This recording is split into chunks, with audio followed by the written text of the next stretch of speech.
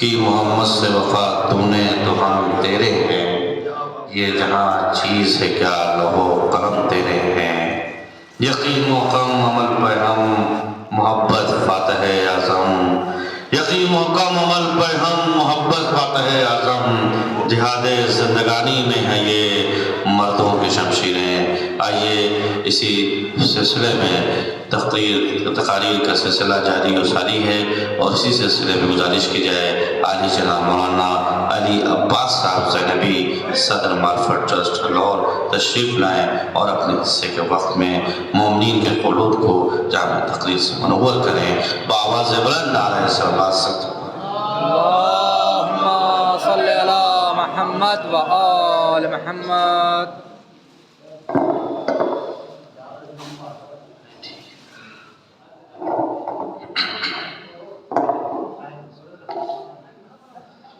اعوذ باللہ من الشیطان الرجیم، بسم اللہ الرحمن الرحیم، ولا تحسبن الذین قتلوا فی سبیل اللہ امواتا بل احیاء عند ربہم یرزقون۔ ایک سوال پڑھیں محمد صلی علی محمد و آل محمد۔ میرا بہت ساری گفتگو شعراء کے سلسلے میں ہو چکی ہے، بس چند جملے آپ کی خدمت میں عرض کرنا ہے کہ اصل میں ہمارے اور شہید میں ایک بڑا نمایاں فرق ہے، ایک عام انسان میں اور میرے اعتبار سے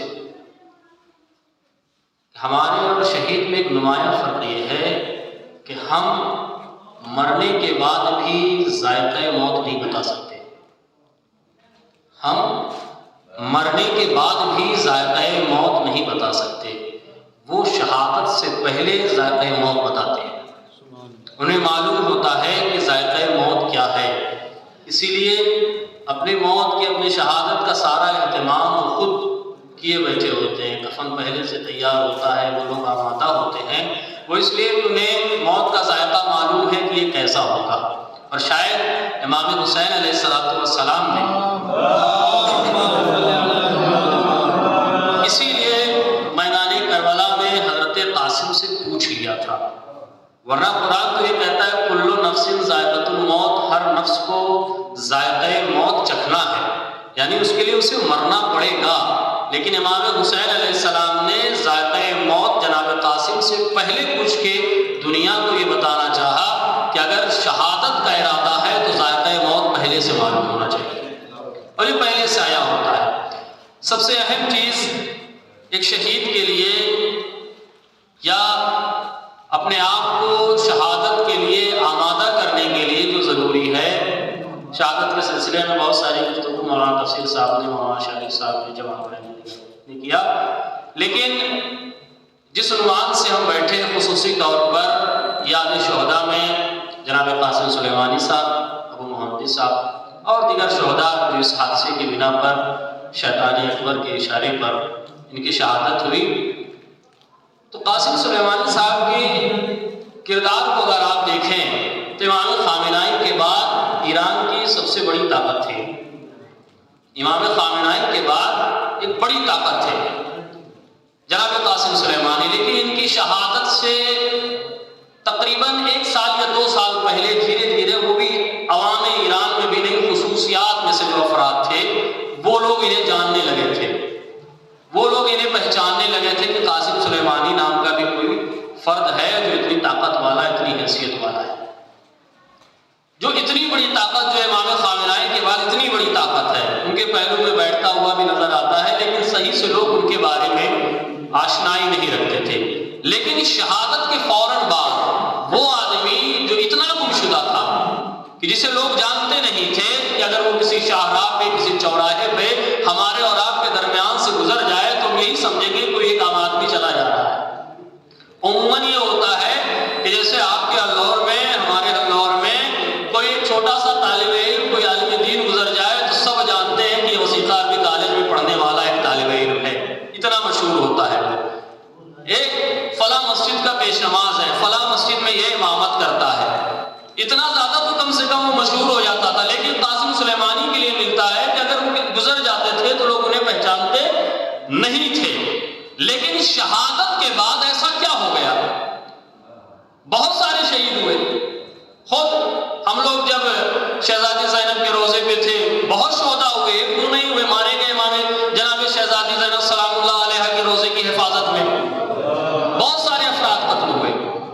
لیکن وہ کون سی ایسی وجہ ہے کہ قاسم سلیمانی جیسے ہی شہید ہوئے پوری کائنات میں چھا گئے، جبکہ انہیں کوئی نہیں جانتا تھا، جبکہ انہیں کوئی پہچانتا نہیں تھا، لیکن ایک آدمی شہادت کے بعد اتنی تیزی سے پوری کائنات میں چاہے دوست ہو یا دشمن ہو سب اسے پہچاننے لگے، بچہ انہیں جاننے لگا، نوجوان انہیں جاننے لگے، بوڑھے انہیں جاننے لگے، خواتین انہیں جاننے لگی، عورتیں انہیں جاننے لگی، اور صرف جاننے ہی نہیں لگی بلکہ ان کے دلوں میں وہ جذبہ شہادت بھی جاگ اٹھا۔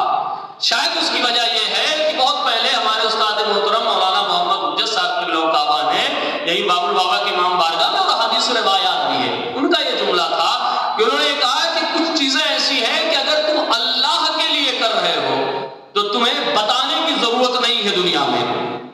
تم اللہ کے لیے کرتے چلے جاؤ، اگر تمہاری زندگی میں نہ صحیح تمہارے مرنے کے بعد تمہارے نام کو کائنات پر روشن کر دیا جائے گا۔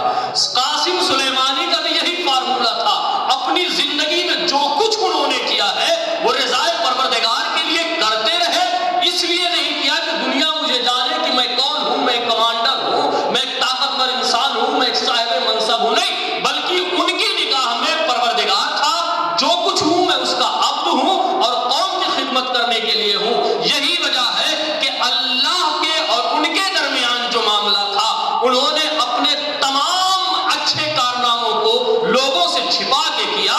بعد شہادت پروردگار نے اسے روشن کر دیا۔ اس کا مطلب یہ ہے کہ جو انسان شہادت کا ارادہ رکھتا ہے یا جو انسان قرب الہی چاہتا ہے، جو انسان یہ چاہتا ہے کہ اپنے آپ کو معراج کی منزل تک پہنچائے، اس کا عمل رضائے پروردگار ہونا چاہیے۔ اس کا عمل اس لیے نہیں ہونا چاہیے کہ مجھے لوگ پہچانے کہ میں کیا کر رہا ہوں، ورنہ عمومی طور پر دستور ہمارا کیا ہے؟ عمومی طور پر دستور ہمارا یہ ہے کہ اگر ہم کسی کو 1 روپیہ دینا چاہتے ہیں تو چاہتے ہیں کہ دنیا جان جائے کہ 1 روپیہ میں دینے والا ہوں۔ اگر میں کسی کا تعاون کرنے والا ہوں یا کوئی نیک کام کرنے والا ہوں تو دنیا جان جائے کہ میں وہ نیک کام کرنے والا ہوں۔ اگر میں اسے عوامی سطح پر آ کر بیان نہیں کر سکتا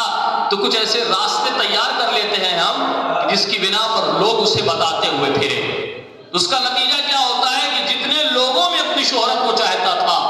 اتنے میں شہرت ہو کر اس کی ختم ہو جاتی ہے اور پروردگار کے نزدیک اس کے لیے کوئی ثواب نہیں رہتا ہے۔ لیکن جب کوئی قاسم سلیمانی جیسا ارادہ رکھتا ہے تو نتیجہ یہ ہوتا ہے کہ وہ یہاں بھی مشہور ہوتا ہے اور شہداء کے درمیان بھی باعظمت ہوتا ہے۔ اور یہ اتنا باعظمت ہوتا ہے انسان کہ کیا کہوں میں اس شہید کے بارے میں، بس 2 جملے اس شہید کے سلسلے میں حزب اللہ کے سربراہ سید حسن نصر اللہ نے کہا۔ اس شہید کی اہمیت یہاں سے اجاگر ہوتی ہے۔ حسن نصر اللہ صاحب کوئی معمولی چھوٹا سا نام نہیں ہے، ایک بڑی طاقت کا نام ہے جس نے شیعت کو پہچانوایا ہے کہ شیعت ہے کیا، شیعت کس طاقت کا نام ہے۔ سید حسن نصر اللہ نے اپنے کلام کے درمیان ایسے بیان کیا، وہ کہتے ہیں کہ ایک مرتبہ میں اپنے واجبات کو ادا کر کے تعقیبات نماز پڑھنے جا رہا تھا کہ میں نے سوچا کہ اگر ملک الموت، مثال کے طور پر ایک مثال لے لیجئے کہ اگر ایک باپ کے پاس ملک الموت آئے اور کہے کہ میں تمہارے بیٹے کی روح قبض کرنا چاہتا ہوں، جوان بیٹا اس کے سامنے، اس کی نگاہوں کے سامنے ہے، کہ میں تمہارے بیٹے کی روح قبض کرنا چاہتا ہوں، لیکن ایک آپشن تمہارے پاس یہ ہے کہ میں 2 4 5 سال 10 سال کی مہلت دے سکتا ہوں تمہارے بیٹے کو، اگر اس کے بدلے میں تم اپنے روح کی قبض کرنے کی اجازت مجھے دے دو۔ تو باپ کیا کہے گا؟ بیٹے کی محبت یہ کہتی ہے جو باپ کے دل میں ہوتی ہے کہ بھیا میرا لال، میرا لخت جگر، میرا نور نظر محفوظ رہے، تم میری روح قبض کر لو 10 ہی سال سے۔ یہ ایک باپ اور بیٹے کی محبت ہے۔ لیکن آپ بتائیں کہ سید حسن نصر اللہ اور قاسم سلیمانی میں کیا محبت ہو سکتی ہے؟ وہ ایران کے، یہ لبنان کے،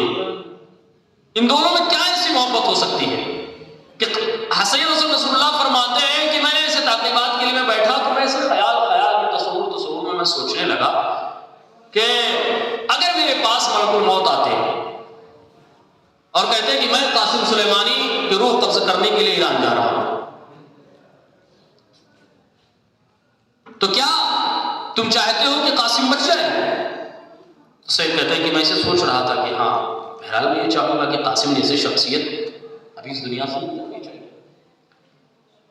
فوراً فرشتہ کہتا ہے، وہ اپنے تخیل میں کہہ رہے ہیں کہ فوراً فرشتہ کہتا ہے کہ اچھا اگر تم چاہتے ہو کہ قاسم کی موت ابھی نہ ہو تو ایک آپشن ہے کہ تم اجازت دو کہ میں تمہاری روح قبض کر لوں. سید حسن نصر اللہ کہتے ہیں کہ میں نے خیال میں اس فرشتے کو جواب دیا کہ تم میری روح قبض کر لو لیکن قاسم کو چھوڑ دو. اتنا بڑا سربراہ، اتنی بڑی طاقت جو آج شیعت کی ایک پہچان بنا ہوا ہے، وہ یہ دل میں جذبہ رکھتا ہے، جبکہ بہت سارے ایسے جوان جذبہ رکھتے ہیں کہ میں شہید ہو جاؤں لیکن یہ قائد باقی رہ جائے. سید حسن نصر اللہ جیسا قائد باقی رہ جائے. سید حسن نصر اللہ جیسا قائد کہہ رہا ہے کہ اگر فرشتہ مجھے موقع دیتا تو میں کہتا میری روح کو قبض کر لو لیکن قاسم کو چھوڑو. اس کا مطلب یہ ہے کہ قاسم سلیمانی کوئی معمولی شخصیت نہیں تھی، ایک ایسی روح تھی جو نوجوانوں کے دل میں انقلاب کا جذبہ پیدا کر کے چلی گئی. ایک ایسی عظیم روح تھی. اور اسی لیے ہمیں چاہیے بھی کہ اس شہید کے صرف یاد ہی نہ کریں اس شہید کو، بلکہ اس کے کردار پر چلنے کی کوشش بھی کریں. کیونکہ جہاں شہادت کا جذبہ ہوتا ہے، جہاں قرب الہی کا جذبہ ہوتا ہے، وہاں انسان ہر باطل سے اپنا رشتہ و ناتا توڑ دینا چاہتا ہے. جب ہم اور ہمارا مزاج یہ سمجھ لے کہ ہمارا تعلق، ہمارا رشتہ باطل اور غلط سے کم ہو رہا ہے تو ہم خود سمجھ جائیں کہ ہمارا رشتہ